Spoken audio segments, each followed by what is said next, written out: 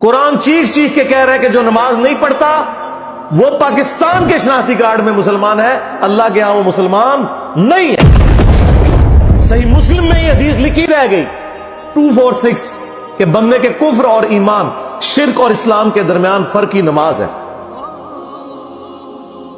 یہ حدیث مسلم میں ہی لکھی رہ گئی کہ ابن مسعود رضی اللہ تعالیٰ عنہ کہتے ہیں کہ جماعت کے ساتھ نماز پڑھنا یہ سنت خدا ہے، یہ تمہارے نبی کی وہ سنت ہے جو اللہ نے انہیں عطا کی، اگر اسے چھوڑ دو گے تو برباد ہو جاؤ گے۔ رسول اللہ کے زمانے میں اگر کوئی بیمار بھی ہوتا اور 2 بندوں کے سہارے مسجد میں آ کے نماز پڑھ سکتا تو اس کی کوشش ہوتی کہ میں مسجد میں جماعت سے نماز پڑھوں، کہیں مجھے منافق نہ شمار کر لیا جائے۔ جماعت چھوڑنے پر رسول اللہ کے زمانے میں سمجھا جاتا تھا صلی اللہ علیہ وآلہ وسلم کہ بندہ منافق ہے۔ صحابہ کرام کو، اہل بیت کو کب معلوم تھا کہ ایسی امت بھی آنے والی ہے جو آپ سے بڑا عشق رسول ہونے کا دعویٰ کرے گی اور نماز ایک نہیں پڑھے گی؟ تو وہ کہتے یار یہ تو بڑا آسان اسلام ہے۔ تو یہ حدیثیں تو مسلم شریف میں لکھی رہ گئی، پریکٹیکلی کس نے عمل کیا اس کے اوپر؟ یہ حدیث ترمذی میں لکھی رہ گئی کہ ہمارا اور منافقین کا عہد نماز کی بنیاد پہ ہے، جس نے نماز چھوڑی اس نے کفر کیا۔ یہ صحابہ کرام علیہم رضوان کا فتویٰ ترمذی میں ہی رہ گیا۔ عبداللہ بن شقیق تابعی کہتے ہیں کہ صحابہ کرام علیہم رضوان تارک الصلاح کے سوا کسی کی تکفیر نہیں کرتے تھے، صرف بے نمازی کو وہ کافر سمجھتے تھے، باقیوں کو وہ تمام غلطیوں کے باوجود مسلمان تصور کرتے تھے۔ اندازہ کریں، یہ ترمذی میں لکھا رہ گیا جناب۔ ہاں، ہم جب چیخ چیخ کے یہ باتیں بیان کرتے ہیں، لوگ کہتے ہیں یار یہ کس قسم کی باتیں کر رہے ہیں، یہ کہاں پہ لکھی ہوئی ہے؟ سرکار کتابوں میں لکھی ہوئی ہے۔ یہی تو ہم آپ سے کہہ رہے ہیں کہ مرنے سے پہلے اے مسلمان کر لے اس پہ غور، کتابوں کا خدا اور ہے، بابوں کا خدا اور۔ یہ حدیث ابو داؤد میں ہی لکھی رہ گئی کہ بچہ جب 7 سال کا ہو جائے تو اسے نماز کا حکم دو، اور نہ پڑھے 10 سال کی عمر میں اسے سزا بھی دو، اور 10 سال کے بچوں کے بستر بھی الگ کر دو۔ یہ ابو داؤد میں لکھی رہ گئی حدیث۔ عمل کس نے کیا؟ یہ حدیث ابن ماجہ میں لکھی رہ گئی کہ نبی علیہ السلام نے فرمایا اے معاذ، اللہ کے ساتھ شرک نہ کرنا، خواہ تمہارے ٹکڑے ٹکڑے کر دیے جائیں، تمہیں قتل کر دیا جائے، سولی دے دیا جائے، یا آگ میں زندہ جلا دیا جائے، شرک نہ کرنا۔ یہ پہلی نصیحت۔ اسی حدیث میں دوسری نصیحت، نماز نہ چھوڑنا۔ تمہارا اللہ کے ساتھ عہد نماز کی بنیاد پہ ہے، اگر تم نے نماز چھوڑ دی تو اللہ کا ذمہ اٹھ گیا تم سے۔ اور تیسری چیز فرمایا شراب نہ پینا، یہ تمام برائیوں کی جڑ ہے۔ تو یہ حدیثیں تو لکھی رہ گئی سرکار۔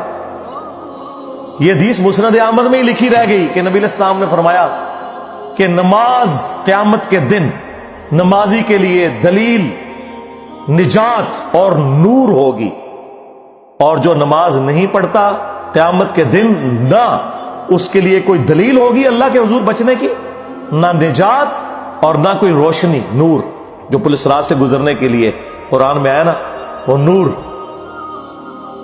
اور پھر نبی السلام نے فرمایا کہ بے نمازی کا حشر اسی حدیث میں آتا ہے، فرعون، قارون اور حامان اور امیہ ابن خلف کے ساتھ ہوگا۔ ہاں جی، کچھ بھی ہے تیرے محبوب کی امت سے ہے۔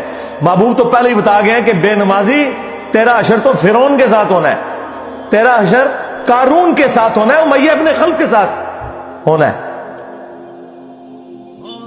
اور یہ تو میں آپ کو صرف ایک بات کر رہا ہوں۔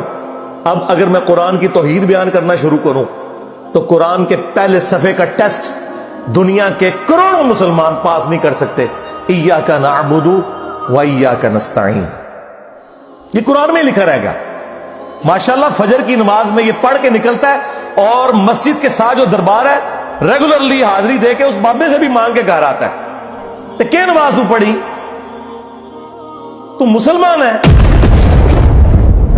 تیری ہر نماز کی ہر رکعت میں تو یہ نہ پڑھے تیری نماز ہی نہیں ہوتی۔ ایاک نعبد و ایاک نستعین، اللہ عبادت بھی تیری کریں گے، دعا بھی تجھی سے مانگیں گے، مدد بھی تجھی سے مانگیں گے۔ یہاں مدد مانا دعا کے، لیکن یہاں مولویوں نے پھر پٹی پڑھا دی، ان کا نہیں جی امی سے روٹی نہ مانگے.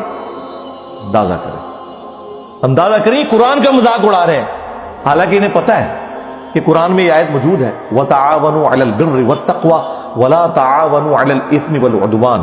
نیکی اور پرہیزگاری کے کاموں میں ایک دوسرے کی مدد کرو اور برائی میں الگ رہو. قرآن نے بتایا ہے کہ اللہ نے دنیا کو اسباب کے ساتھ جوڑا ہوا ہے. یہاں ایاک نستعین میں دعا کے اعتبار سے بتایا جا رہا تھا کہ غیر اللہ سے نہیں کرنی، ظاہری اسباب کا تو قرآن میں حکم ہے. لیکن دیکھ لیں،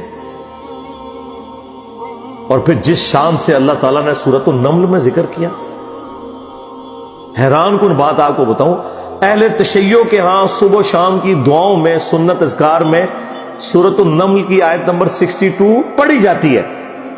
ترجمہ نہیں کا بھی کسی نے پڑھا، اور ہمارے جن اسٹوڈنٹس نے پڑھا جو شیعہ مکتب سے تعلق رکھتے تھے، کیونکہ میں نے اس آیت کو اتنی دفعہ کوٹ کیا، انہوں نے کہا ہم تو یہ صبح شام پڑھتے ہیں. ترجمہ پڑھا تو انہوں نے کہا یار یہ آیت پڑھ کے بھی سب سے زیادہ شرک ہم کر رہے تھے، کیونکہ اس آیت کے اندر کیا لکھا ہے؟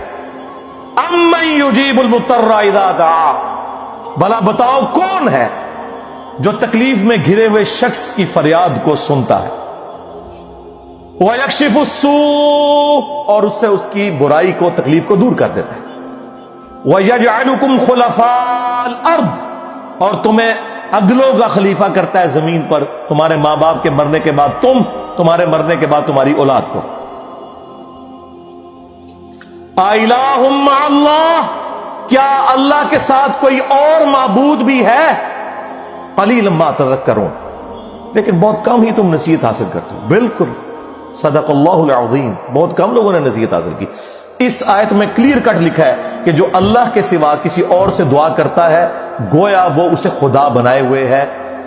یا علی مدد کا مطلب سادہ نہیں ہے، اس کا مطلب ہے کہ آپ نے مولا علی کو اللہ کے مقابلے پر خدا تصور کر دیا. نہیں جی ہم تو انہیں اللہ کا بندہ مانتے ہیں. نہیں جناب، قرآن تو یہ کہتا ہے کہ اللہ کا بندہ مان کے یا بغیر بندہ مان کے. جب تمہارا یہ عقیدہ ہے کہ اللہ کے سوا کوئی تمہاری تکلیف دور کر سکتا ہے، جی پیچھے اللہ ہی ہے. اچھا اللہ پیچھے رکھ رہے ہیں.